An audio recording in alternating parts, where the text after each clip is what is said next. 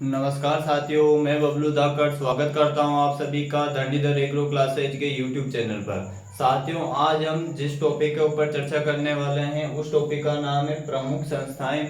उनके बारे में हम विस्तार से चर्चा करेंगे, एक एक करके देखेंगे कि जो प्रमुख संस्थाएं, चाहे वो राष्ट्रीय संस्था हो चाहे वो अंतर्राष्ट्रीय संस्था हो या राष्ट्रीय व अंतर्राष्ट्रीय जो भी स्कीम चलाई जा रही है संस्थाओं के अंदर, उनको हम विस्तार से एक एक करके देखेंगे। क्योंकि जब भी हम किसी भी इंस्टीट्यूट को पढ़ते हैं तो वो हम अलग अलग सब्जेक्ट में पढ़ते हैं, चाहे वो फाइनेंस से रिलेटेड वो हम उसको अलग संस्था पढ़ते हैं, इकोनॉमिक्स से रिलेटेड हम उसको अलग संस्थान के रूप में पढ़ते हैं, और एग्रीकल्चर के अंदर उन संस्थानों को हम अलग अलग रूप में पढ़ते हैं। तो हम उन सभी संस्थानों को एक सीरीज के अंदर लेके आ रहे हैं या एक सेशन के अंदर लेके आ रहे हैं, ताकि हमें उनको ढूंढने में और पढ़ने में आसानी मिल जाए। और हम कई जगह देखते हैं कि जो मटेरियल रहता है, चाहे वो हम इनमें से किसी की भी बात करें, चाहे सीएससीपी की बात करें, एफसीआई की बात करें, नाफेड की बात करें, नीति आयोग की बात करें, तो हम जहाँ पर भी इनको पढ़ते हैं वहाँ पर इनका जो मैटर होता है वो अलग अलग मिलता है। यानी कि कहीं पे हमें थोड़ा मैटर मिलेगा, कहीं पे ज़्यादा मैटर मिलेगा। लेकिन आज हम इसके अंदर पूरा एक डिटेल से एनालिसिस करेंगे कि इन सभी का क्या क्या फंक्शन होते हैं, इनका स्थापना करने के क्या उद्देश्य थे, उन सभी को हम विस्तार से पढ़ेंगे। और इंटरनेशनल लेवल पर इनका क्या महत्व और राष्ट्रीय महत्व इनका क्या है, उन सभी के बारे में हम एक एक करके विस्तार से देखेंगे। आज जो हम देखने वाले हैं उसके अंदर हम देखेंगे प्रमुख संस्थान के अंदर सबसे पहले हम देख लेते हैं कि हम कौन कौन से संस्थान के बारे में विस्तार से चर्चा करेंगे। इसमें हम सबसे पहले देखेंगे सीएससीपी के बारे में। देखेंगे, इसका पूरा नाम होता है commission for agriculture cost and price होता है। ये हमारे एग्रीकल्चर से रिलेटेड एक संस्था है। इसके अलावा देखेंगे फूड कॉरपोरेशन ऑफ इंडिया, उसके बाद आप देखेंगे state warehouse corporation, central warehouse corporation, NAFED, NITI Aayog, WTO, world trade organization देखेंगे, वर्ल्ड बैंक देखेंगे, आईएमएफ देखेंगे, इंटरनेशनल मॉनेटरी फंड के बारे में, और एग्रीमेंट ऑन एग्रीकल्चर देखेंगे, आईसीआर देखेंगे, और आईएआरआई ये संस्थान को बारे में देखेंगे। इसके अलावा हम देखेंगे आईसीएआर और आईएआरआई के अंदर जो रिसर्च इंस्टीट्यूट है या एआईसीआरपी है वो कौन कौन से, उनके बारे में भी हम विस्तार से देखेंगे। जिसके अंदर इन दोनों के अंदर लगभग 30 से 40 इनके अंदर जो रिसर्च सेंटर है या रीजनल जो रिसर्च सेंटर, उन सभी के बारे में हम एक एक करके देखेंगे। इसके अलावा हम देखेंगे सिंगल विंडो सिस्टम देखेंगे एग्रीकल्चर के अंदर, और इकोनॉमिक्स और फाइनेंस के अंदर भी हम इसको सिंगल विंडो सिस्टम क्या होता है उसके बारे में देखेंगे, और भारत सरकार के द्वारा जो चलाया गया था इसका पर्पस क्या था, और वर्तमान में इसका कौन सा चरण चल रहा है या इसका कौन सा स्टेप चल रहा है। इसके अलावा हम देखेंगे हम एफटीए देखेंगे, यानी कि फ्री ट्रेड एग्रीमेंट के बारे में विस्तार से देखेंगे। और ये जो फ्री ट्रेड एग्रीमेंट है ये हमारा डब्ल्यूटीओ, उसी के अंदर फ्री ट्रेड एग्रीमेंट आता है। उसके अलावा हम देखेंगे एशियाटिक डेवलपमेंट बैंक के बारे में देखेंगे। उसके अलावा हम देखेंगे एक मार्क के बारे में, और हम देखेंगे आरबीआई के बारे में देखेंगे। इसके अलावा जो छोटी छोटी संस्थाएं बच जाती हैं उनके बारे में भी हम एक एक करके विस्तार से देखेंगे। तो आइए आज हम स्टार्ट करते हैं सबसे पहले किसके बारे में, सीएससीपी के बारे में विस्तार से देखते हैं कि सीएससीपी को क्यों लाया गया था। इससे पहले सीएससीपी से पहले इसका दूसरा नाम क्या था और इसके उद्देश्य क्या है, सीएससीपी कैसे ज्ञात करते हैं, ये जो भारत सरकार के द्वारा एमएसपी दी जाती है वो सीएससीपी के तहत दी जाती है, तो वो किस प्रकार से निकालते हैं, सीएससीपी का वर्तमान में विरोध के कारण क्या है, उन सभी के बारे में हम एक एक पॉइंट करके विस्तार से देखते हैं। तो आइए स्टार्ट करते हैं सबसे पहले हम सीएससीपी के बारे में। तो सीएससीपी की बात करें तो साथियों सबसे पहले इसमें सीएससीपी का पूरा नाम होता है वो हमारे लिए इम्पोर्टेंट, इसका पूरा नाम होता है commission for agriculture cost and price. क्या होता है, commission for agriculture cost and price इसका पूरा नाम होता है। अब इसमें सबसे पहले हम देखते हैं जो सीएससीपी है इसका इतिहास क्या है, इसके लाने का पीछे का जो उद्देश्य क्या था वो क्या था। तो हम इसके इतिहास की बात करें तो सीएससीपी कब बना था, तो सीएससीपी बना था 1965 के अंदर भारत सरकार के द्वारा सीएससीपी को बनाया गया था। अब इसको लाने के पीछे का जो उद्देश्य था वो क्या था, क्योंकि जब 1965 के अंदर हमने दो वॉर जला था, एक तो जला था हमने भारत पाकिस्तान का युद्ध 1965, और एक जला था हमने 1962 के अंदर भारत और चाइना का युद्ध। इस बीच हम लगातार 3 वर्ष के अंदर लगातार हमने 2 युद्ध देखे थे और 2 युद्ध का सामना किया था। उसके अंदर हम चाइना के वॉर में हारे थे और भारत पाकिस्तान के बीच के युद्ध में 1965 वाला जो युद्ध हुआ था उसमें हम जीते थे। लेकिन उसके जीतने के बावजूद हम कई क्षेत्रों में पिछड़ गए थे, क्योंकि हम 1947 में आज़ादी हुए तो उसके बाद में हमने एक साथ में 2 वॉर झेले थे। उसके अंदर हम कृषि के अंदर बहुत ही ज्यादा कमजोर हो गए थे और हमें खाने के लिए आयातित देशों पर निर्भर रहना पड़ता था, जिसके अंदर यूनाइटेड स्टेट और यूरोपियन यूनियन सबसे महत्वपूर्ण थे।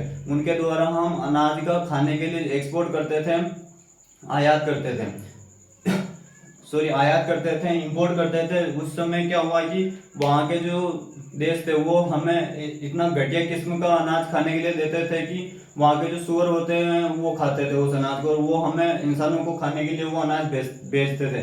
तो उस समय के हमारे तत्कालीन प्रधानमंत्री के द्वारा एक कमीशन बिठाया गया और उस कमीशन का नाम था commission for agriculture cost and price. तो इसके जो लाने का जो प्रमुख उद्देश्य था वो था कृषि के क्षेत्र में हमें आत्मनिर्भर बनना है, यानी कि हमें अनाज का इतना ज्यादा उत्पादन करना है कि हम अपनी घरेलू आवश्यकताओं की पूर्ति कर ही सके। इसके अलावा हम उस अनाज को और निर्यात भी कर सकते हैं। और इसी उद्देश्य को ध्यान में रखते हुए सबसे पहले क्या बनाया गया था, CSCP बनाया गया था। तो इसके इतिहास की बात करें तो इसका इतिहास हो जाएगा नंबर फर्स्ट, भारत पाक युद्ध से उत्पन्न खाद्यान्न संकट। जो नंबर फर्स्ट जो इसका प्रमुख रीजन था वो था भारत पाक युद्ध से उत्पन्न खाद्यान्न संकट। और नंबर सेकंड हो जाएगा हमारे भारत और चीन के युद्ध से उत्पन्न खाद्यान्न संकट से उत्पन्न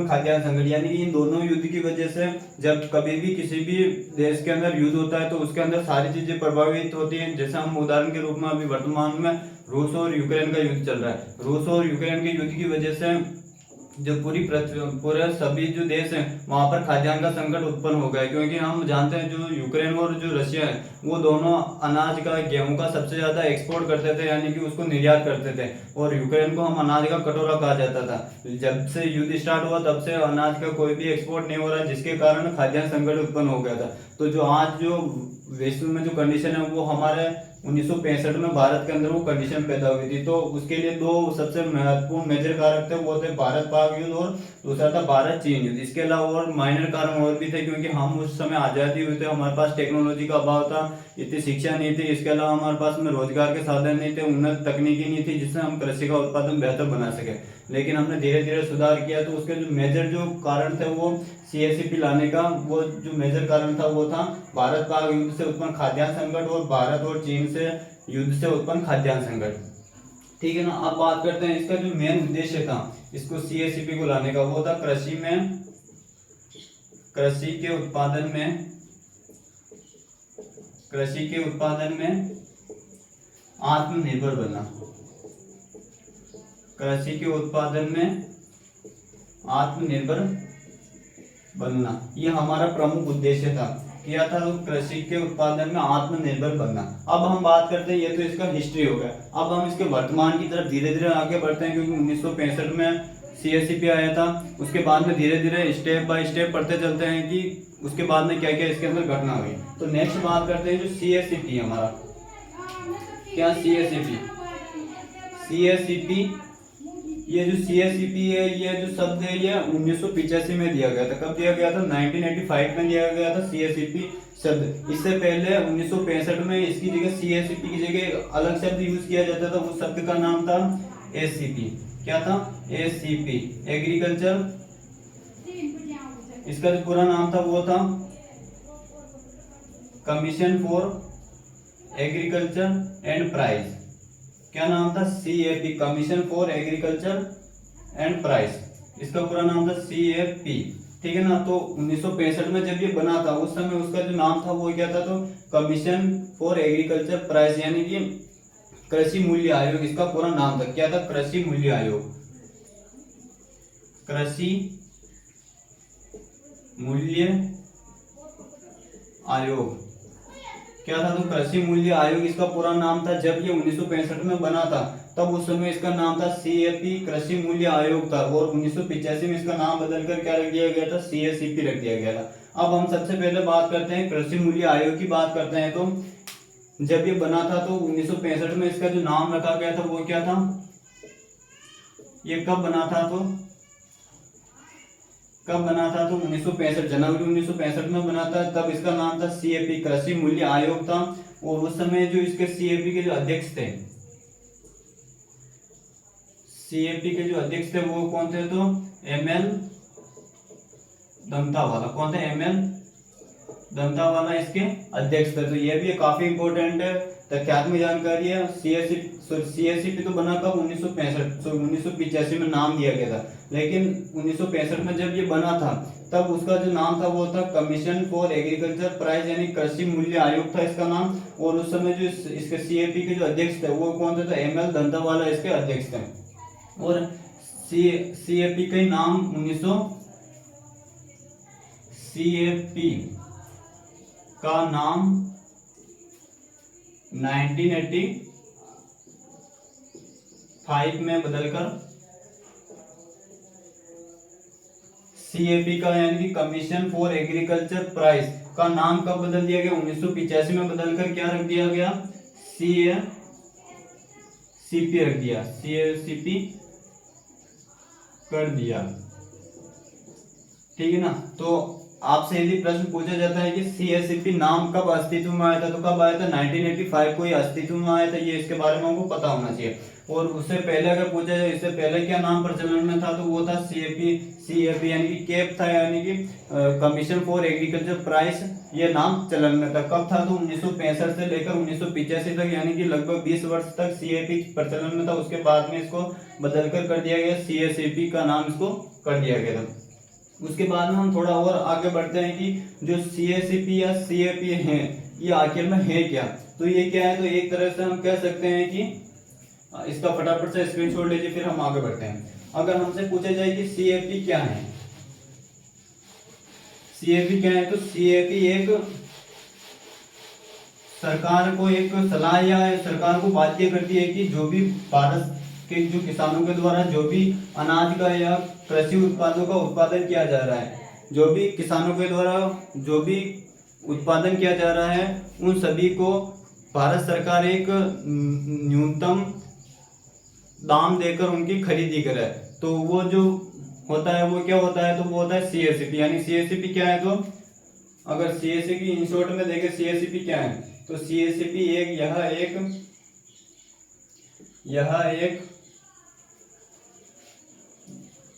यह सरकार को सलाह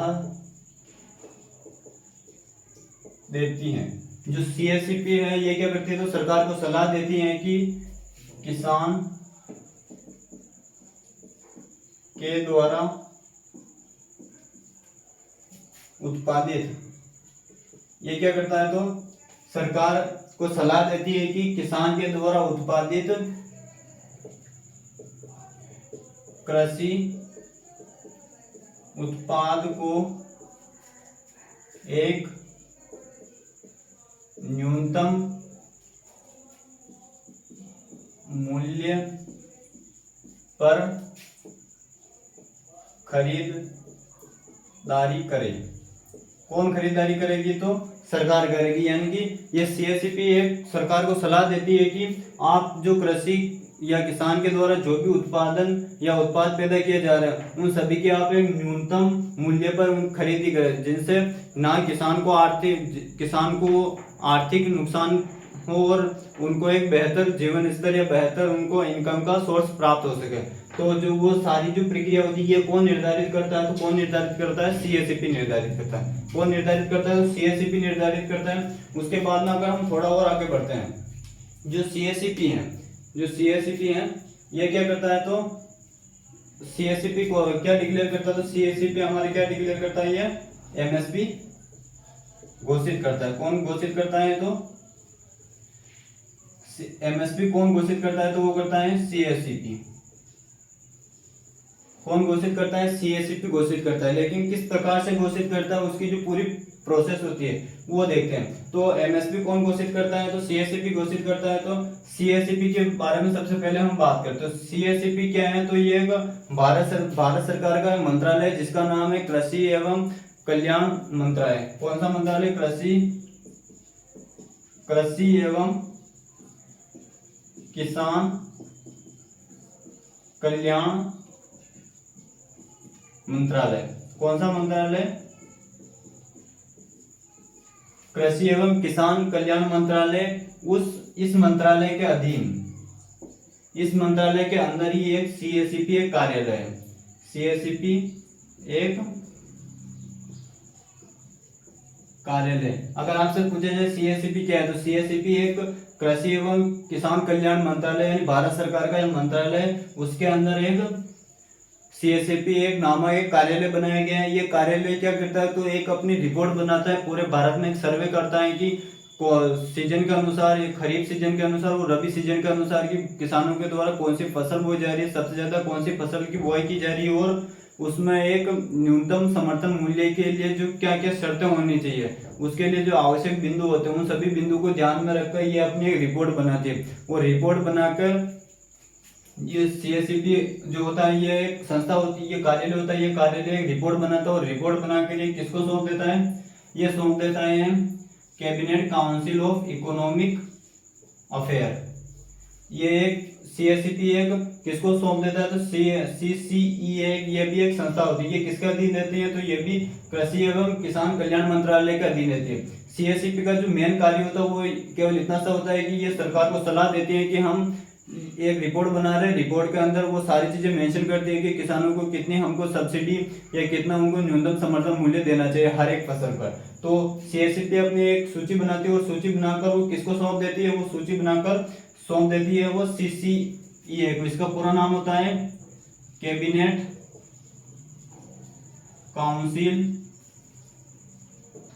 काउंसिल ऑफ इकोनॉमिक अफेयर। किसको सौंप देते हैं? तो जो CACP होती है वो अपनी जो रिपोर्ट होती है वो सौंप देती है CCA यानी कि cabinet council of economic affair को सौंप देती है। और ये जो CCA ये निर्णय करती है क्या? MSP के बारे में। MSP का निर्धारण करती है कि कितने हमको, मान लीजिए गेहूं की फसल पर गवर्नमेंट के द्वारा 2015 रुपए दिए जा रहे हैं, तो 2015 रुपए कौन निर्धारित करेगा? तो वो CCEA निर्धारित करेगा। लेकिन ये जो 2015 रुपए जो किस प्रकार से बनाए गए, इसकी जो 2015 रुपए देने के जो प्रावधान है, वो प्रावधान किन बिंदुओं के आधार पर लिया गया है, किन चीजों को आवश्यक रूप से माना गया, वो सारी चीजें कौन निर्धारित करता है? तो CACP निर्धारित करता है। ये CACP 2015 जो किसानों 15 रुपए किसानों को गेहूं पर दिए जा रहे हैं, वो सारे निर्धारित कारक करेंगे कि हम इन कारकों को निर्धारित मापदंड मानकर हमने ये 2015 रुपए गेहूं के लिए हमने MSP मूल्य बनाया है। अब वो पूरी रिपोर्ट बनाकर किसको देगा? वो CCEA को देगा। अब CCEA इनकी जो शर्तें हैं उनको मानेगा नहीं मानेगा, वो सब कुछ किसके ऊपर डिपेंड रहता है? CCEA के ऊपर डिपेंड रहता है। अगर ये इसकी शर्तों को मान लेता है तो ये फिर सरकार को ये अपनी रिपोर्ट बता देता है कि हम MSP डिक्लेयर कर रहे हैं, ठीक है ना। तो ये इसकी MSP घोषित करने की पूरी प्रोसेस होती है। क्या प्रोसेस होती है? तो सबसे पहले कौन घोषित करता है? तो CACP घोषित करता है। ये CACP किसके अधीन कार्यालय है? तो कृषि एवं किसान कल्याण मंत्रालय के अधीन कार्यालय है।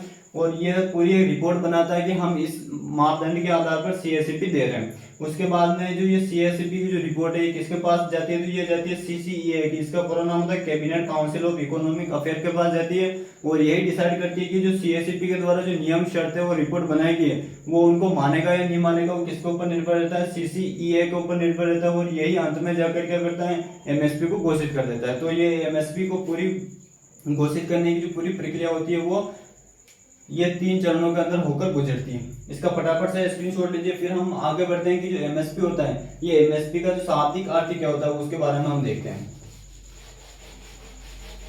MSP का जो शाब्दिक अर्थ होता है वो होता है मिनिमम सपोर्ट प्राइस। क्या होता है? Minimum support price. इसका शाब्दिक अर्थ होता है मिनिमम सपोर्ट प्राइस यानी कि न्यूनतम समर्थन मूल्य। CACP के अंदर ही हम बात करें, CACP के अंदर हम किसकी? MSP की। एमएसपी क्या होती है, तो न्यूनतम समर्थन मूल्य या मिनिमम सपोर्ट प्राइस। एमएसपी की बात करें तो एमएसपी कौन घोषित करता है, हम देख ही चुके हैं। सीएससीपी रिपोर्ट बनाती है, रिपोर्ट बनाकर किसको सौंपती है, सीसीईए को, यानी कि cabinet council of economic affair को सौंपती है, और वो इसकी शर्तों को मानेगा नहीं मानेगा इसके ऊपर डिपेंड रहता है, और ये आगे जाकर एमएसपी डिक्लेयर करता है। अब बात करते हैं एमएसपी है क्या, वास्तविक में एमएसपी है क्या। तो एमएसपी हम सीधा सीधा कह सकते हैं, एमएसपी क्या है, एक प्रकार का, एमएसपी क्या है, एक प्रकार का बीमा है। क्या है ये, एक प्रकार का बीमा है। जो बीमा क्या होता है, तो जो रिस्क को कम कर दे। बीमा क्या होता है, तो जो रिस्क को कम कर दे, उसे हम इंश्योर्ड क्या कह सकते हैं, हम उसको बीमा कह सकते हैं। अब ये एक तरह से बीमा किस प्रकार से, तो इसको समझने का थोड़ा प्रयास कीजिएगा कि एमएसपी क्या एक प्रकार का बीमा है। तो अब बीमा का जो मेन काम होता है वो क्या होता है, रिस्क को कम कर देता है। मान लीजिए जो किसान है, किसान क्या कर रहा है, फसल की पैदावार कर रहा है, फसल की पैदावार कर रहा है, तो अगर वो फसल की पैदावार अत्यधिक मात्रा में कर देता है, अगर फसल की पैदावार बहुत ज्यादा क्षेत्र में करता है, मान लीजिए ये इसका 1 हेक्टेयर का क्षेत्र है, और इसने उसके अंदर जो भी फसल का उत्पादन किया, उस फसल का उत्पादन उसको मिला है 40 क्विंटल पर हेक्टेयर मिला है। उसको कितना मिला है, 40 क्विंटल पर हेक्टेयर मिला है। लेकिन इसकी जो मार्केट वैल्यू मान लीजिए क्या है, उसकी 900 रुपए पर क्विंटल है, ठीक है ना। 50 क्विंटल पर 1 हेक्टेयर से उसको गेहूं का उत्पादन हुआ, लेकिन उसकी जो मार्केट वैल्यू है, मार्केट वैल्यू कितनी है, 900 रुपए पर क्विंटल है। अब अगर ये किसान इस रेट में अगर इन गेहूं को बेचने जाएगा मार्केट के अंदर, तो उसको क्या होगा, आर्थिक नुकसान होगा। क्या होगा, आर्थिक नुकसान होगा, क्योंकि उसने 1 हेक्टेयर में जितना उत्पादन किया है 50 क्विंटल का, उसके अनुरूप उसको जो इनकम मिलनी चाहिए थी वो उसको बहुत ही कम मिल रही है, यानी कि उसके जेब से, और उसको ज्यादा खर्चा होगा। उसके अंदर जो 1 हेक्टेयर के अंदर जितना भी इनपुट लगा, चाहे खाद बीज उर्वरक मशीनरी हो गई, लेबर हो गया, जो भी इनपुट लगा, वो उसका आर्थिक नुकसान और ज्यादा हो जाएगा। तो इसे आर्थिक नुकसान को कम करने के लिए भारत सरकार ने क्या किया, 900 रुपए तो मार्केट वैल्यू था, इसी को बढ़ाकर भारत सरकार ने और उसमें 900 रुपए और ऐड कर दिए, और अब इसकी जो कीमत हो गई वो कितनी हो गई, 1800 रुपए होगी। कितनी रुपए होगी, 1800 रुपए होगी। और अब किसान अगर 50 क्विंटल जो गेहूं है, 50 क्विंटल गेहूं को कितने में बेचेगा, 1800 रुपए में बेचता है, तो उसको क्या हो जाएगा, आर्थिक लाभ क्या होगा, आर्थिक लाभ ज्यादा होगा। पहले कितना हो रहा था, पहले केवल उसको 900 रुपए मिल रहा था केवल मार्केट वैल्यू का। अगर यही जो अनाज था, गेहूं का जो गेहूं था, इसी अनाज को किसने खरीद लिया, भारत सरकार ने खरीद लिया, किसके तहत, एमएसपी के तहत। तो किसान को पहले 900 की जगह कितने रुपए मिल रहे हैं, 1800 रुपए मिल रहे हैं। तो किसान को क्या होगा, ज्यादा आर्थिक सहायता मिल रही है। तो ज्यादा आर्थिक सहायता मिल रही है, तो वो अगर ज्यादा उत्पादन भी करेगा तो भी उसको ये डर नहीं रहेगा कि मेरे को आर्थिक नुकसान ज्यादा होगा, क्योंकि किसान, भारत सरकार ने एमएसपी डिक्लेयर कर दी कि हम इतने से नीचे से किसी किसान का अनाज नहीं खरीदेंगे। यानी कि अगर गेहूं को मान लो 2015 रुपए, अगर किसान 2015 रुपए में किसान गेहूं खरीद रही है, अगर इससे नीचे भी अगर मार्केट के अंदर गेहूं का दाम मिल रहा है, तो किसानों को कोई दिक्कत नहीं है, वो एमएसपी पे बेचकर अपना मूल्य प्राप्त कर सकते हैं। इसीलिए इसको हम कह सकते हैं ये कि एक प्रकार का बीमा है। तो किस प्रकार एमएसपी कार्य करती है, वो उसकी जो कार्य प्रणाली होती है वो इस प्रकार से होती है। इसके बाद थोड़ा और आगे हम बढ़ते हैं। ये तो हो गई क्या, एमएसपी क्या है, तो एक प्रकार का बीमा जो क्या करता है, रिस्क को कम कर देता है। यानी कि अगर किसान कितना भी मात्रा में अधिक उत्पादन कर रहा है, तो उसको ये चिंता करने की आवश्यकता नहीं है कि भविष्य में जो हमारा जो अनाज होगा वो कम भाव में जाएगा या अधिक भाव में जाएगा। अगर कम भाव में जाता है तो वो एमएसपी के तहत किसान सरकार को बेच सकता है। अगर सरकार ने जो दाम फिक्स कर रखा है, वो गेहूं को मान लीजिए 2015 रुपये फिक्स कर रखा है, अगर उससे ज्यादा अगर मार्केट में गेहूं बिक रहा है तो वो वहां पर भी उसका बेच सकता है। यानी कि इसमें किसान को किसी प्रकार का नुकसान नहीं होता है। अब ये तो हो गया एक प्रकार का बीमा हो गया। अब नेक्स्ट बात करते हैं जो एमएसपी है। एमएसपी की बात, एक बात और याद रखना, जो ये एमएसपी के तहत जो किसान फसल को बेचता है, फसल उत्पाद को बेचता है सरकार को, वो इसमें कोई बाध्य नहीं होता है कि किसान, जरूरी नहीं है कि वो सरकार को बेचे। अगर मार्केट के अंदर एमएसपी जो डिक्लेयर कर रही है उससे अधिक बेहतर उनको भाव मिल रहा है किसानों को, तो मार्केट के अंदर भी अपने जो मंडियां होती है उनके अंदर भी वो बेच सकता है, जरूरी नहीं है कि वो केवल एमएसपी सरकार को बेचेगा, ठीक है ना। तो ये एक पॉइंट आप याद रखना। नेक्स्ट बात करते हैं जो एमएसपी होती है, ये एमएसपी कब घोषित की जाती है, एमएसपी कब घोषित करते हैं। तो एमएसपी कब घोषित की जाती है, तो एमएसपी हमेशा फसल बुआई से पहले कब घोषित की जाती है, तो फसल बुआई से पहले,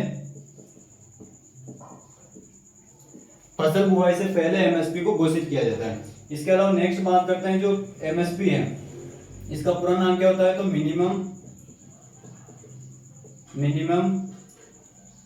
सपोर्ट प्राइस इसका पूरा नाम होता है। क्या होता है, मिनिमम सपोर्ट प्राइस इसका पूरा नाम होता है। कब घोषित करते हैं, तो फसल बुआई से पहले इसको घोषित किया जाता है। इसके बाद नेक्स्ट बात करते हैं जो एमएसपी होती है, ये वर्ष में कितनी बार घोषित की जाती है, एक वर्ष में तो ये कितनी बार घोषित की जाती है, 2 बार घोषित की जाती है। एक तो की जाती है खरीफ फसल पर, एक तो की जाती है कब, खरीफ फसल पर, और एक की जाती है रबी फसल पर। कब घोषित की जाती है, फसल की बुआई से पहले की जाती है, और वर्ष में कितनी बार इसको घोषित किया जाता है, 2 बार किया जाता है, एक तो खरीफ फसल के लिए और एक रबी फसल के लिए। तो खरीफ फसल के लिए भी खरीफ फसल की बुआई से पहले एमएसपी घोषित करेंगे, और रबी फसल में भी रबी फसल की बुआई से पहले एमएसपी को घोषित किया जाएगा। इसके अलावा नेक्स्ट बात करें जो एमएसपी है, ये एमएसपी कितनी फसलों पर दी जाती है, वर्तमान में कितनी फसल पर एमएसपी दी जा रही है। तो वर्तमान में जो एमएसपी दी जा रही है वो कितनी, 22 फसल पर दी जा रही है, ठीक है ना। कितनी फसलों पर दी जा रही है, 22 फसलों पर दी जा रही है एमएसपी, ठीक है ना। कितनी, भारत सरकार के द्वारा एमएसपी कितनी, 22 फसलों पर दी जा रही है। एमएसपी का पूरा नाम होता है मिनिमम सपोर्ट प्राइस। एमएसपी का जो शाब्दिक अर्थ होता है वो होता है जो रिस्क को कम कर देगा, एक प्रकार का बीमा होता है, ये हमने पढ़ चुके हैं। इसके अलावा बात करें एमएसपी तो 22 फसलों पर दी जा रही है, और नेक्स्ट बात करें गन्ने पर एफएसपी दिया जाता है। क्या दिया जाता है, सॉरी, एफआरपी दिया जाता है। ये एफआरपी क्या होता है ये हम देखेंगे, लेकिन जो एमएसपी होता है ये एफआरपी भी किसके अंदर दिया जाता है, सीएसईपी के अंदर ही दिया जाता है। तो एमएसपी तो कितनी फसलों पर दिया जा रहा है, 22 फसलों पर एमएसपी दिया जा रहा है, और एक फसल पर क्या दिया जा रहा है, एफआरपी दिया जा रहा है। गन्ने पर क्या दिया जा रहा है, एफआरपी दिया जा रहा है। एफआरपी का पूरा नाम क्या होता है, तो इसका पूरा नाम होता है फेयर एंड रीम्यूनरेटिव प्राइस। क्या होता है, एफआरपी का पूरा नाम था फेयर एंड रीम्यूनरेटिव प्राइस होता है। अब ये क्या होता है, एफआरपी क्या होता है, तो एमएसपी का शाब्दिक अर्थ हम समझ चुके हैं। एमएसपी का जो शाब्दिक अर्थ होता है वो क्या होता है, ये एक प्रकार का बीमा जो क्या करता है, रिस्क को कम कर देता है। यानी कि फसल उत्पादन अगर अधिक हो रहा है तो भी किसानों को डरने की आवश्यकता नहीं है, क्योंकि उनका जो अनाज है वो कौन खरीद लेगा, भारत सरकार के द्वारा सीएसईपी के तहत इनका अनाज खरीद लिया जाएगा। लेकिन एफआरपी क्या होता है, एफआरपी की बात करें अगर अल्टीमेटली देखा जाए तो सीएसईपी के अंदर किसानों को जो आर्थिक सहायता या सब्सिडी दी जाती है वो कितनी फसलों पर दी जाती है, 23 फसलों पर दी जाती है। अगर इन शॉर्ट आपसे क्वेश्चन पूछा जाता है कि सीएसईपी के द्वारा भारत सरकार के अधीन रहकर जो किसानों को आर्थिक सहायता या सब्सिडी दी जाती है वो कितनी फसलों पर दी जाती है, तो 23 फसलों पर दी जाती है। कितनी फसलों पर दी जाती है, 23 फसलों पर। अगर आपसे ये पूछा जाए कि भारत सरकार के द्वारा एमएसपी कितनी फसलों पर दी जाती है, तो वो 22 फसलों पर दी जाती है, और एक फसल पर क्या दिया जाता है, एफआरपी दिया जाता है। एफआरपी का पूरा नाम होता है फेयर एंड रीम्यूनरेटिव प्राइस होता है। क्या होता है, फेयर एंड रीम्यूनरेटिव प्राइस। अब ये क्या होता है, तो हम जनरली जानते हैं जो भी भारत सरकार के द्वारा एमएसपी के तहत जो 22 फसलों पर इनको सब्सिडी दी जाती है, वो सब्सिडी या जो 22 फसलों का जो प्रोडक्ट होता है, कृषि के किसानों के द्वारा जो प्रोडक्ट उत्पादित किया गया 22 फसलों पर, कौन कौन सी फसलें हैं वो जस्ट इसके बाद हम आगे बढ़ेंगे देखेंगे। तो 22 फसलों को जो सरकार इनकी खरीदी करती है तो वो डायरेक्ट करती है, और डायरेक्ट खरीदी करके उनके जो बाई प्रोडक्ट होते हैं, चाहे वो तेल निकालना होता है, चाहे वो अनाज से आटा बनाना होता है, कुछ भी करना होता है तो सरकार डायरेक्ट करती है। और सरकार इन 22 फसलों के जो फसलें होती है, इनके जो अनाज होते हैं, इन सभी को वो अपने जो भी गोदाम होते हैं, चाहे नाफेड के हो गए, FCI के हो गए, CWC के हो गए, SWC के हो गए, वो जो गोदाम होते हैं उनमें वो इकट्ठा कर देते हैं और उन्हीं के द्वारा ये दूसरे देशों को निर्यात करते हैं। तो अगर गवर्नमेंट डायरेक्ट खरीदी कर रही है तो उसे तो हम क्या कहते हैं, MSP कहते हैं। लेकिन जो फेयर एंड रिम्यूनरेटिव प्राइस होता है, इसके अंदर किसान किसको बेचते हैं, तो किसान जो गन्ना होता है, क्योंकि गन्ने के लिए क्या आवश्यक होता है, गन्ने के लिए आवश्यक होता है क्या, गन्ने के लिए आवश्यक होता है कौन सी, शुगर मिल आवश्यक होता है। और भारत सरकार के अधीन वर्तमान में एक भी शुगर मिल कार्यरत नहीं है। तो जो FRP का अर्थ होता है फेयर एंड रिम्यूनरेटिव प्राइस, यानी कि जो गन्ना होगा ये कौन खरीदेगा, तो जो शुगर मिल उद्योग कौन खरीदते हैं, गन्ने की खरीदी कौन करता है, तो वो करते हैं शुगर मिल उद्योग। शुगर मिल उद्योग किनकी होती है, तो प्राइवेट ऑथराइज की क्या होती है, शुगर मिल उद्योग होती है। यानी कि जो हम कह सकते हैं जो शुगर इंडस्ट्री होती है, जहाँ पर हमको चीनी, गुड़, ये जो उत्पाद प्राप्त होते हैं वो किनसे प्राप्त होते हैं, शुगर मिल उद्योगों से प्राप्त होते हैं। और इनसे प्राप्त होने की वजह से क्या होता है, तो गन्ने को गवर्नमेंट खरीदी नहीं करके कौन खरीदी करता है, तो वो शुगर मिल उद्योग के जो ऑथराइज्ड होते हैं वो खरीदी करते हैं। और उस प्राइस को क्या नाम दिया जाता है, फेयर एंड रिम्यूनरेटिव प्राइस नाम दिया जाता है। तो अगर आपसे पूछा जाए कि FRP क्या है, तो इसका पूरा नाम होता है फेयर एंड रिम्यूनरेटिव प्राइस होता है। अब इस प्राइस के अंदर क्या होता है, तो इनको कौन खरीदी करता है, तो गन्ने की जो खरीदी है वो कौन करता है, शुगर मिल उद्योग के जो ऑथराइज्ड होते हैं वो खरीदी करते हैं। और उसी प्राइस को क्या नाम दिया जाता है, फेयर एंड रिम्यूनरेटिव प्राइस नाम दिया जाता है। और इन दोनों के जो मध्यस्थता का काम करता है, यानी कि FRP के अंदर तो कौन आ जाते हैं, शुगर मिल उद्योग के ऑथराइज्ड आ जाते हैं और किसानों के द्वारा इनको सेल किया जाता है। अगर किसान डायरेक्ट अगर जो शुगर मिल उद्योग के जो ऑथराइज्ड होते हैं उनको अगर ये गन्ने की फसल या गन्ने को सेल करते हैं तो वो अपनी मनमर्जी करते हैं। तो इसी को बचाने के लिए FRP के मध्य जो मध्यस्थता का काम करता है, मध्यस्थता का काम कौन करता है, तो किन किन के बीच में, किसान प्लस शुगर मिल उद्योग के जो भी शुगर मिल उद्योग के जो ऑथराइज्ड होते हैं या मालिक होते हैं, शुगर मिल उद्योग के मालिक, शुगर मिल उद्योग के मालिक, किसान और शुगर मिल उद्योग के मालिक के बीच में जो मध्यस्थता का जो कार्य होता है, मध्यस्थता का जो कार्य होता है वो कौन करता है, तो वो कौन करता है, सरकार, गवर्नमेंट के भारत सरकार करती है। कौन करती है, भारत सरकार। FRP तय करती है, कौन तय करते हैं, तो शुगर मिल उद्योग के ऑथराइज्ड होते हैं, मालिक होते हैं, वो FRP तय करते हैं। क्योंकि जो शुगर इंडस्ट्री होती है वो प्राइवेट इंडस्ट्री होती है, ठीक है ना। और इन दोनों के बीच में जो मध्यस्थता का काम करते हैं, यानी कि मध्यस्थता का जो शाब्दिक अर्थ होता है वो ये हो जाता है कि ना ही FRP के तहत जो किसान शुगर इंडस्ट्री के अंदर जो गन्ना का जो उपलब्ध करवा रहे हैं, इसके अंदर ना ही किसान को ज्यादा आर्थिक नुकसान हो, ना ही शुगर मिल उद्योगों को ना ही ज्यादा आर्थिक नुकसान हो।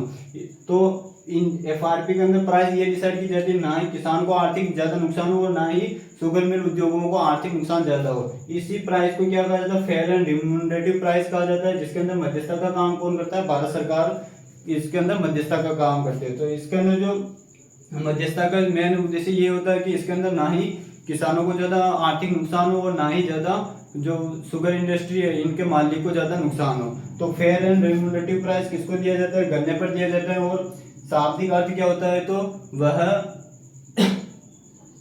फेयर एंड रिम्यूनरेटिव प्राइस क्या होता है, तो जब खरीदी सरकार ने करके अगर किसी प्राइवेट संस्थान के द्वारा या शुगर इंडस्ट्री के द्वारा जो खरीदी की जाती है वो क्या, कौन सा प्राइस कहलाता है, वो कहलाता है फेयर एंड रिम्यूनरेटिव प्राइस, या इन शॉर्ट FRP के नाम से इसको हम जानते हैं, ठीक है ना। तो MSP कितनी फसलों पर दी जाती है, 22 फसलों पर दिया जाता है। और FRP कौन सी फसल पर दिया जाता है, गन्ने की फसल पर दिया जाता है। उसके बाद नेक्स्ट बात करते हैं हम, इसका स्क्रीनशॉट लेना तो स्क्रीनशॉट लीजिए फटाफट से, फिर हम आगे बढ़ते हैं। अब हम देखते हैं इसके अंदर एक तथ्यात्मक जानकारी है कि सबसे पहले जो एमएसपी है वो किस फसल पर दी गई थी?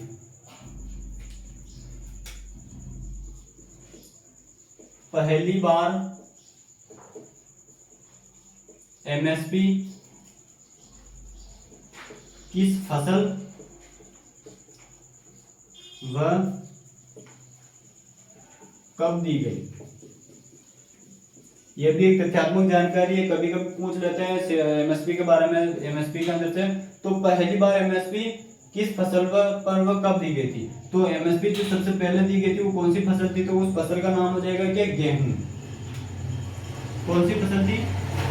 गेहूं या वीट पर सबसे पहले भारत सरकार के द्वारा एमएसपी तय की गई थी। और ये कब दी गई थी? तो ये दी गई थी 1966 से 1967 के बीच, यानी जब हरित क्रांति स्टार्ट हुई थी तभी एमएसपी के तहत सबसे पहले जो गेहूं की फसल पर वो एमएसपी दी गई थी। वो कब देना प्रारंभ किया गया था? 1966 से 67 का जो सेशन था या ईयर था, उस ईयर के अंदर सबसे पहले गेहूं की फसल पर एमएसपी देना प्रारंभ किया गया था। तो ये इसकी तथ्यात्मक जानकारी, ये इसके बारे में हमको पता होना चाहिए। और एफआरपी किस फसल पर देते हैं? काफी ज्यादा इंपॉर्टेंट है, कोई नहीं पढ़ाता है ये एफआरपी क्या होता है और किस फसल पर दिया जाता है, तो ये आपको पता होना चाहिए, ठीक है ना। तो इसका फटाफट से स्क्रीनशॉट लीजिए, फिर और हम आगे बढ़ते हैं।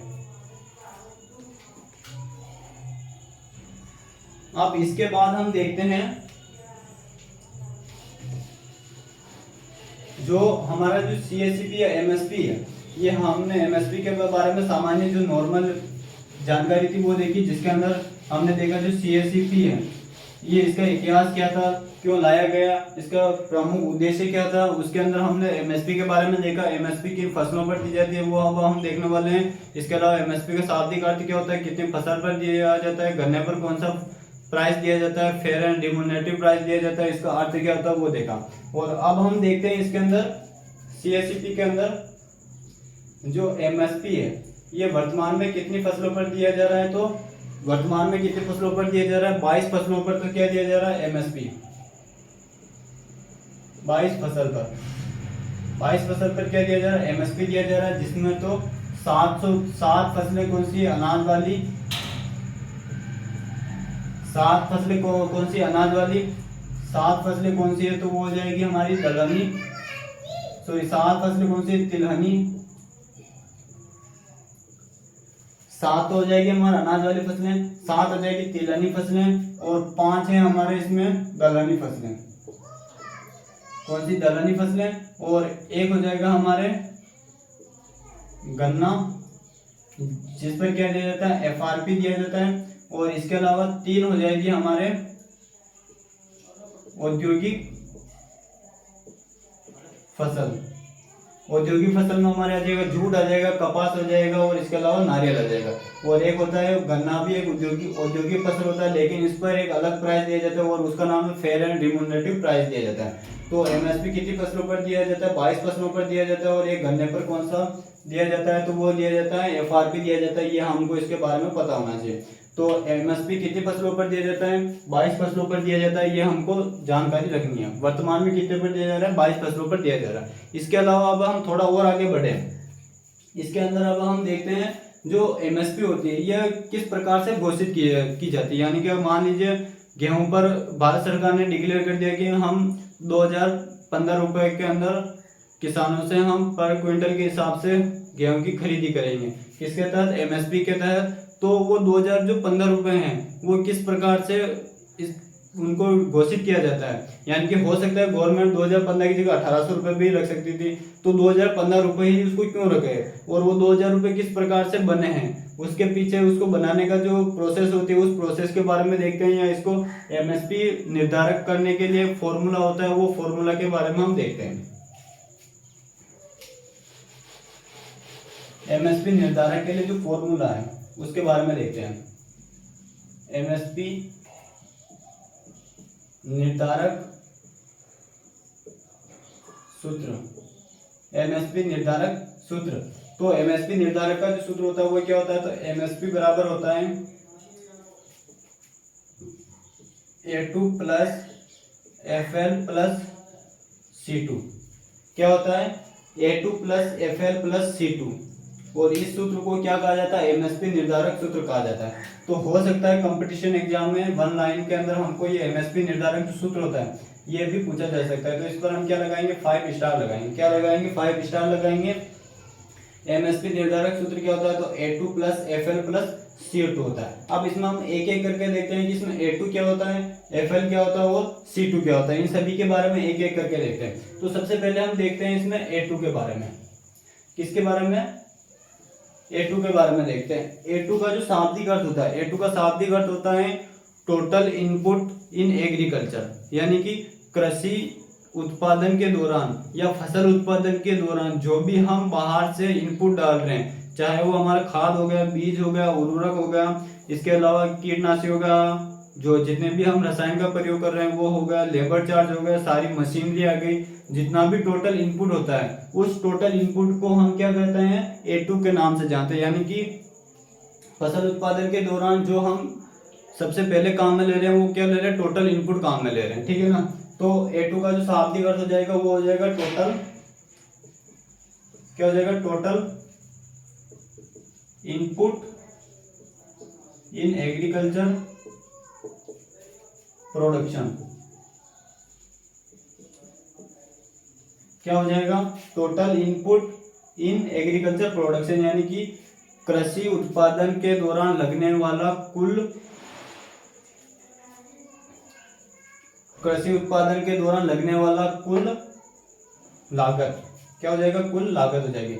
या हम इसको कह सकते हैं, A2 को क्या कह सकते हैं हम, कृषि उत्पादन के दौरान लगने वाली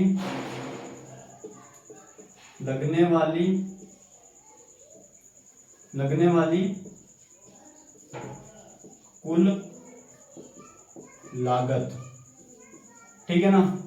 तो A2 का जो शाब्दिक अर्थ होता है वो क्या होता है, तो कृषि उत्पादन के दौरान लगने वाली कुल लागत। अब इसके अंदर कौन कौन सी लागत लग सकती है, तो एक तो लग सकती है इसमें, नंबर फर्स्ट हो जाएगा, दो तरह की लागत लग सकती है। कौन कौन सी, एक तो लग सकते हैं इसमें नकदी खर्च। एक तो कौन सा लग सकता है, नकदी खर्च, जिनको हम, नकदी खर्च का शाब्दिक अर्थ क्या होता है, तो एक ही साथ में हमको उसका पैसा देना होता है। या हम इन शॉर्ट कह सकते हैं, तो टोटल कौन कौन सी लागत आ सकती है, तो इसके अंदर आ जाएगी टोटल कुल लागत। कुल लागत इक्वल में क्या क्या आ जाएगा, नंबर फर्स्ट आ जाएगा हमारे खाद आ जाएगा। खाद को परचेज करने के लिए भी हमको पैसे की आवश्यकता होती है, खाद आ जाएगा, बीज आ जाएगा, इसके अलावा सिंचाई साधन आ जाएंगे हमारे। इसके अलावा नेक्स्ट बात करते हैं, तो सारी मशीनरी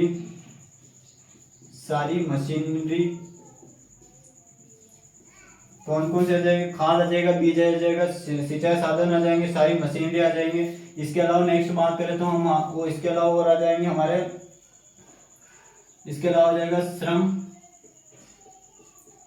खर्च, या मजदूरों को जो दिया जाना जो वाला जो वेतन होता है वो आ जाएगा इसके अंदर। इसके अलावा नेक्स्ट बात करें हम, इसके अलावा बात करें और कौन सी लागत आ सकती है, तो इसके अलावा आ जाएगी हमारे सारे कीटनाशी, या हम कह सकते हैं क्या, पादप सुरक्षा या पादप सुरक्षा खर्च, ठीक है ना। तो जो A2 होता है, एमएसपी निर्धारक सूत्र क्या होता है, तो MSP A2 plus FL plus C2 होता है। उसके अंदर A2 का जो शाब्दिक अर्थ होता है वो होता है total input in agriculture production, यानी कि कृषि उत्पादन के दौरान लगने वाली कुल लागत क्या क्या है। अब वो कुल लागत कौन कौन से हो सकते हैं, तो नंबर फर्स्ट हो जाएगा हमें खाद की आवश्यकता है, जिसके अंदर हम यूरिया काम लेते हैं, SSP, MOP, कई प्रकार के हम खाद का काम लेते हैं। अलग अलग फसल के लिए हम बीज की खरीदी करते हैं मार्केट से। सिंचाई के साधन हो गए, हम सिंचाई के साधन में हम ट्यूबवेल ले रहे हैं तो ट्यूबवेल के लिए हो जाएगा। इसके अलावा इससे रिलेटेड जो भी हमारे कृषि उत्पादन के दौरान जो भी बिल आता है वो हो गया, सारी इसके अंदर के बिल हो गए, वो सारी चीजें किसके अंदर आ जाएगी, सिंचाई साधन आ जाएंगे। सिंचाई के जो हम मेथड यूज में फव्वारा मेथड हो गया, इसके अलावा हमारा ड्रिप इरिगेशन मेथड हो गया, वो सारी चीजें हमारे सिंचाई साधन के अंदर आ जाएगी। इसके अलावा बात करें सारी मशीनरी, यानी कि हम फसल की बुआई से लेकर फसल की कटाई तक, और इसके अलावा उसके अंदर जो भी क्रियाएं कर रहे हैं हम, चाहे वो हम फसल की बुआई के लिए सीड ड्रिल काम में ले रहे हैं, फसल की कटाई के लिए हम थ्रेसर काम में ले रहे हैं, इसके अलावा कंबाइन काम में ले रहे हैं, वो सारी मशीन इसके अंदर आ जाएगी। इसके अलावा ट्रैक्टर से जो भी हम निराई गुड़ाई कर रहे हैं वो सारी मशीनरी के अंदर आ जाएगी हमारे। इसके अलावा बात करें हम श्रम खर्च, यानी कि श्रम खर्च भी हम कर रहे हैं, यानी कि फसल उत्पादन के दौरान उसमें से निराई गुड़ाई कर के लिए हम उसमें से खरपतवार को हटा रहे हैं। इसके अलावा हम फसल की कटाई के लिए हम लेबर का प्रयोग कर रहे हैं, फसल के निकालने के थ्रेसिंग के लिए हम श्रम का प्रयोग कर रहे हैं, तो वो भी किसके अंदर आ जाएगा, हमारे A2 श्रेणी के अंदर आ जाएगी। इसके अलावा पादप सुरक्षा, पादप सुरक्षा भी हम 3 तरह से कर सकते हैं। रोगों के लिए अलग हम रसायनों का प्रयोग करते हैं, कीटों के लिए अलग रसायनों का प्रयोग करते हैं, और खरपतवारों के लिए अलग रसायनों का प्रयोग करते हैं। तो जो टोटल जो खर्च होगा वो सारा किसके अंदर आ जाएगा, A2 श्रेणी के अंदर आ जाएगा। अब इस टोटल खर्च का अनुमानित लागत निकालकर कितने पैसे बन रहे हैं और उन सभी रुपयों को किस में जोड़ दिया जाता है, A2 श्रेणी के अंदर जोड़ दिया जाता है। और A2 श्रेणी के अंदर जोड़ने के बाद भी, इन तीनों को जोड़ने के बाद में जो भी लास्ट के अंदर जो हमारा पैसा निकलता है वो कितना आ जाता है, हमारे MSP उससे घोषित करते हैं। इसके बाद नेक्स्ट हम आगे बढ़े तो हम देखते हैं किसके बारे में, FL के बारे में। किसके बारे में देखते हैं, FL का जो शाब्दिक अर्थ होता है वो होता है फार्मर लेबर, फार्मर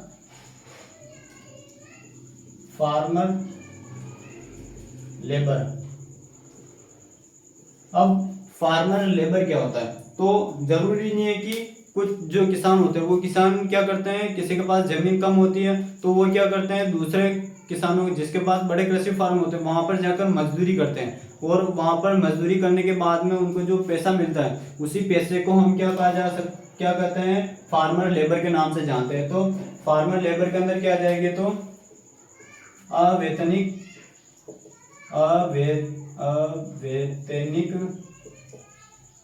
पारिवारिक, जो भी अवैतनिक पारिवारिक हो गए, जिनके पास में जो इनकम का जो सोर्स है वो क्या कृषि के ऊपर डिपेंड होता है, यानी कि कई सारे ऐसे किसान होते हैं जिनका जो भूमि होती है वो छोटी होती है या उनके पास जमीन कम होती है, तो वो क्या करते हैं, जब भी समय मिलता है तो वो दूसरे जो बड़े कृषि फार्म होते हैं वहां पर जाकर वो मेहनत मजदूरी का काम करते हैं और उसी से वो क्या करते हैं, अपने इनकम का सोर्स बनाते हैं। तो वो भी एक तरह से छोटे सीमांत किसान होते हैं। तो उन छोटे सीमांत किसानों के लिए क्या होता है, तो अवैतनिक पारिवारिक किसान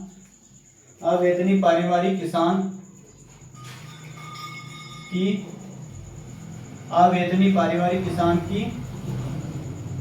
लागत, यानी कि वो वहां पर कितना इनकम का सोर्स प्राप्त कर रहे हैं उसी सोर्स को हम क्या कहते हैं, फार्मर लेबर के नाम से जानते हैं। यानी कि अगर वो मान लीजिए कोई भी किसान किसी अन्य बड़े किसान के पास में वो उसके पास में मजदूरी करने जा रहा है, वो एक तरह से श्रम का काम कर रहा है, और श्रम का काम करने के बाद में उसको भी तो वो जो बड़ा किसान होगा वो पर डे के अनुसार 350 रुपये 500 रुपये पर डे के हिसाब से देता है। तो उसकी जो लागत होती है, उसका जो इनकम का सोर्स होता है उसको भी किसके अंदर ऐड किया जाता है, फार्मर लेबर के अंडर ऐड किया जाता है, और वो MSP निर्धारक के लिए नंबर दूसरा कारक होता है।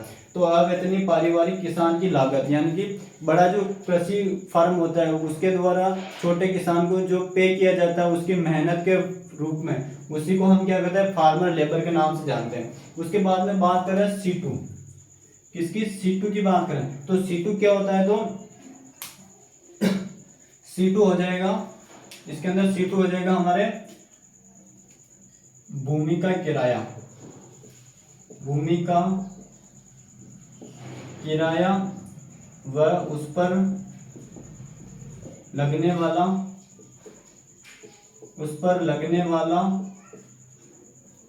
भूमि का किराया व उस पर लगने वाला ब्याज दर को क्या कहा जाता है, C2 कहा जाता है। यानी कि कई सारे ऐसे किसान होते हैं जिनके पास भूमि कम होती है या बिल्कुल भी नहीं होती, लेकिन वो किसान होते हैं और वो क्या करते हैं, जो बड़े कृषि फार्म होते हैं उनसे कुछ जमीन को लीज पर ले लेते हैं या सिजारे ले लेते हैं, हम लोकल लैंग्वेज में बात करें तो आधी पाती या सिजारे ले लेते हैं, या उसी को किराए पर ले लेते हैं। 1 वर्ष के लिए, 2 वर्ष के लिए, 5 वर्ष के लिए एग्रीमेंट साइन कर लेते हैं और उसको लीज पर ले लेते हैं। और लीज पर लेने के बाद में उस भूमि का जो किराया होता है 5 वर्ष के लिए, मान लीजिए उसका भूमि का जो किराया वो 1 लाख रुपए हो गया, पर ईयर के अनुसार 20,000 रुपये उसको लीज पर उसने ले रखा है, तो उस भूमि का जो किराया होगा, और किराए पर लेने के बाद में उस जो पैसे वो उसको दे रहा है उस पर उसका कितना ब्याज लग रहा है, उन दोनों को जोड़कर जो लागत आती है या जो पैसा बनता है उसी को क्या कहा जाता है, C2 कहा जाता है। उस श्रेणी को किस श्रेणी में, सीरीज में रखा जाता है, C2 किस श्रेणी में रखा जाता है। तो C2 क्या होता है, तो किसान के द्वारा फसल उत्पादन के लिए जो भूमि होती है, भूमि को लीज पर लिया गया है, उसके लिए वो उस खेत के मालिक को कितना उस भूमि का किराया और कितना किराया देगा और उस पर वो कितना ब्याज ले रहा है, उन दोनों को किसमें जो ऐड किया जाता है, C2 श्रेणी के अंदर ऐड किया जाता है। अब इन तीनों को आपस में जोड़कर जो MSP डिक्लेयर होती है वो क्या कहलाता है, हमारा MSP होता है। जैसे मान लीजिए टोटल जो हमारी लागत थी, टोटल लागत हमारी हो गई कितनी रुपए हो गई, 700 रुपये हो गई। क्योंकि जो सबसे ज्यादा जो लागत लगती है वो किसके अंदर लगती है, टोटल इनपुट के अंदर लगती है, जिसके अंदर हमारा सारा खर्च आ जाता है। तो मान लीजिए जो A2 श्रेणी थी उसके अंदर जो टोटल लागत थी वो कितने रुपए होगी हमारी, 700 रुपये होगी। कितने रुपए होगी, 700 रुपये होगी। और अवेतनिक पारिवारिक जो किसान है वो कितना कमा रहे हैं, तो वो मान लीजिए वो 200 रुपये वो कमा रहे हैं, ठीक है ना। तो 700 रुपये तो हमारे लागत हो गई और 200 रुपये हमारे हो गए अवेतनिक पारिवारिक किसान की आय हो गई। और ये जो भूमि का जो किराया दे रहे हैं, ये भूमि का किराया कितना दे रहे हैं, ये मान लीजिए ये 100 रुपये किराया दे रहा है। हम इसको एग्जाम्पल के रूप में जान रहे हैं। तो 700 रुपये तो टोटल लागत हो गई, 200 रुपये हमारे उस परिवार की इनकम होगी जिसके पास में भूमि नहीं थी और वो मजदूरी का काम करके इनकम प्राप्त कर रहे थे। और 100 रुपये क्या हो गए, भूमि का किराया हो गया और उस पर लगने वाला ब्याज हो गया। तो टोटल कितना हो गया, तो ये टोटल हो गया हमारे कितना, 700 प्लस 700 रुपये तो क्या होगा, A2 श्रेणी हो गया, FL हो गया हमारे 200 रुपये हो गया, और C2 श्रेणी हो गया हमारे 100 रुपये हो गए। क्या हो गया, जो C2 श्रेणी के लिए जो इनकम होगी वो कितनी हो गई हमारे 100 रुपये को। तो टोटल कितना हो गया, ये 1000 रुपये।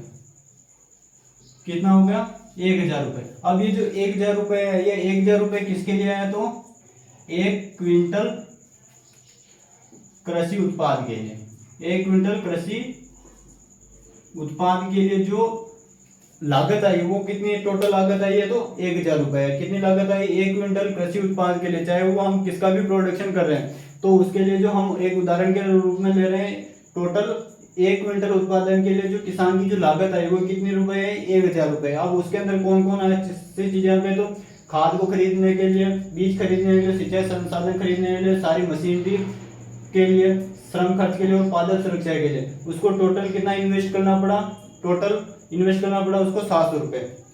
वो 200 रुपये वो हो सकता है बीच में उसको समय मिला तो वो किसी बड़े कृषि फार्म पर जाकर मजदूरी करके पैसा कमा कर लेके आया, तो वो हो जाएगा इसका 200 रुपये। और 100 रुपये हो जाएगा इसके अंदर C2 श्रेणी, यानी कि उसका भूमि का किराया कितना हुआ। तो टोटल 1 क्विंटल उत्पादन के लिए उसको 1000 रुपये का इन्वेस्ट करना पड़ा। यह तो जो पूरा फॉर्मेट होता है, 1000 रुपये क्या हो जाता है, MSP हो जाता है। लेकिन MSP हो जाता है, अब सरकार क्या करती है, एक किसान आयोग बनाया गया था 2004 के अंदर। क्या बनाया गया था, किसान आयोग। मैं इसको थोड़ा रफ करता हूँ ऊपर से, बाकी फॉर्मूला ये रहने देते हैं।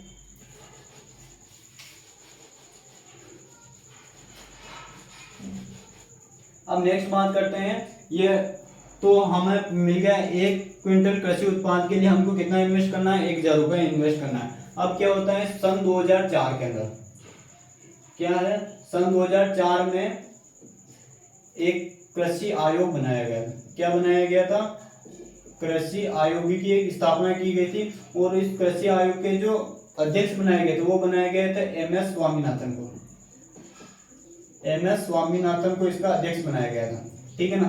MS स्वामीनाथन कौन थे, तो इसके जो 2004 का जो किसान आयोग था उसके अध्यक्ष कौन थे, तो वो अध्यक्ष थे हमारे MS स्वामीनाथन। MS स्वामीनाथन कौन है, तो ये भारत में हरित क्रांति के जनक माने जाते हैं। 1966-67 के अंदर इन्होंने फसल उत्पादन के दौरान ग्रीन रिवॉल्यूशन के लिए इनको विश्व खाद्य पुरस्कार से सम्मानित किया गया था। वो बात को छोड़कर हम थोड़ा अब आगे बढ़ते हैं। जो MS स्वामीनाथन थे, इनको 2004 के अंदर कृषि आयोग या किसान आयोग का, क्या सॉरी यहाँ पर किसान आयोग होगा, कौन सा आयोग,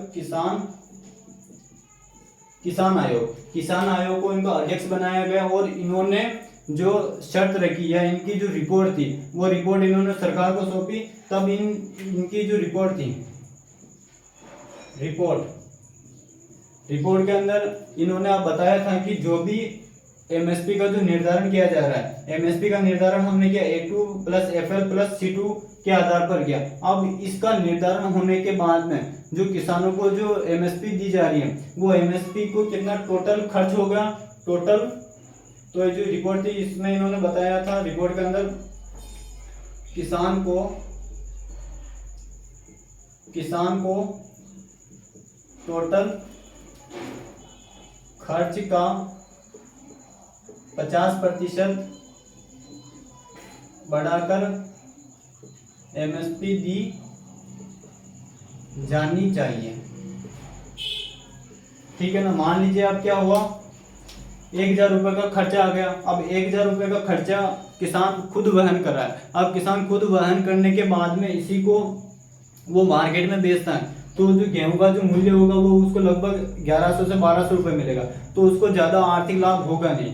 तो 2004 के अंदर किसान आयोग बनाया गया। किसान आयोग के अध्यक्ष कौन थे, MS स्वामीनाथन थे। इन्होंने अपनी एक रिपोर्ट प्रकाशित की। वो रिपोर्ट के अंदर उन्होंने मेंशन किया था कि जो भी किसान को हम MSP दे रहे हैं, MSP का जो चलन है वो 1965 से चला रहा है, तो उन्होंने बताया कि हम किसान को जो MSP दे रहे हैं, MSP के अंदर जितना किसान का जो खर्च हुआ, टोटल खर्च किसके दौरान, A2 श्रेणी के दौरान, FL श्रेणी के दौरान और C2 श्रेणी के दौरान, इसमें जो टोटल खर्च हुआ उस खर्च में 50% बढ़ाकर उसमें उसकी बढ़ोतरी करके हमको किसानों को MSP देना चाहिए। तो अब MSP कितनी हो जाएगी, 1000 रुपये तो किसान का खर्च आ गया। अब इसमें 50% की बढ़ोतरी कर देते हैं, यानी कि 50% बढ़ा देंगे तो 1000 का कितना हो जाएगा, 2000 हो जाएगा। अब 2000 में अगर किसान सरकार को MSP के तहत बेचेगा, तो अब मान लीजिए हमने 1 क्विंटल गेहूं का उत्पादन किया और 1 क्विंटल गेहूं के उत्पादन के लिए हमारे लागत लगी 1000 रुपये लगी। अब सरकार ने बोल दिया कि हम 50% बढ़ाकर MSP पर खरीदी करेंगे, तो 1000 का 50% कितना हो गया, 2000 हो गया। तो 1000 किसानों को और अधिक लाभ प्राप्त हो जाएगा। तो हमें 1 क्विंटल गेहूं पर कितना प्राप्त होगा, पहले हमको केवल 1000 रुपये प्राप्त हो रहे थे, अब हमको मिल गया कितना, 2000 रुपये पर क्विंटल गेहूं का आय प्राप्त होने लगे। तो इससे किसानों को आर्थिक लाभ प्राप्त होने लगा, क्योंकि पहले केवल 1000 रुपये प्राप्त हो रहा था, अब हमको 2000 रुपये प्राप्त हो रहे हैं। तो 50% की हमको उसके अंदर ग्रोथ देखने को मिली।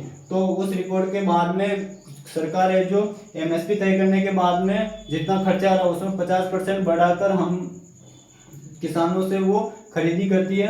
तो इस प्रकार हम जो MSP का जो निर्धारण होता है वो किस प्रकार से होता था, A2 + FL + C2 श्रेणी का जो लागत होती है उन सभी लागत को जोड़ दिया जाता है। वो लागत को जोड़ने के बाद में उसमें MS स्वामीनाथन की रिपोर्ट के आधार पर उसमें 50% की बढ़ोतरी करके MSP डिक्लेयर किया जाता है। तो MSP किस प्रकार से निर्धारण करते हैं वो आपको समझ में आ गया होगा, किस प्रकार निर्धारण करते हैं। तो A2 + FL + C2 इसका निर्धारण के कारक होते हैं और क्या होता है ये मैंने आपको डिटेल से समझाने का प्रयास किया।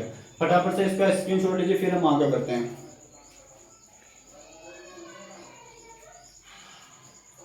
अब हम इसमें देखते हैं, नेक्स्ट देखते हैं इसके अंदर जो MSP होती है, MSP के मेन प्रमुख उद्देश्य क्या होते हैं और इसके कुछ डिसएडवांटेज है वो भी हैं, और MSP का जो विरोध है उसका प्रमुख कारण क्या है। इन तीनों पॉइंट को हम अगले सेशन में देखेंगे, क्योंकि लगभग 1 घंटा हो चुका है इस सेशन को। इसके बाद हम नेक्स्ट देखते हैं कि इसके प्रमुख उद्देश्य क्या। तो पहला उद्देश्य तो था इसके अंदर कृषि उत्पादन को बढ़ावा देना, दूसरा हो जाएगा आत्मनिर्भर बनना कृषि के क्षेत्र में, और इसके अलावा किसानों की जो आय है उनको बढ़ाना, किसानों के जीवन स्तर को बेहतर बनाना, ये कुछ इसके उद्देश्य हो जाएंगे। और इसके डिसएडवांटेज क्या हो जाएंगे, तो ये बड़े जो कृषि फार्म होते हैं उन तक ही सीमित रह गए हैं, ये इसके प्रमुख कुछ डिसएडवांटेज होते हैं। और इसका जो सबसे प्रमुख विरोध का कारण है वो सबसे ज़्यादा इंपॉर्टेंट है, और कंपटीशन एग्जाम में और मेंस आंसर राइटिंग के अंदर भी इससे प्रश्न पूछा जाता है। तो मिलते हैं नेक्स्ट सेशन में, तब तक बने रहिए। जय हिंद, जय भारत।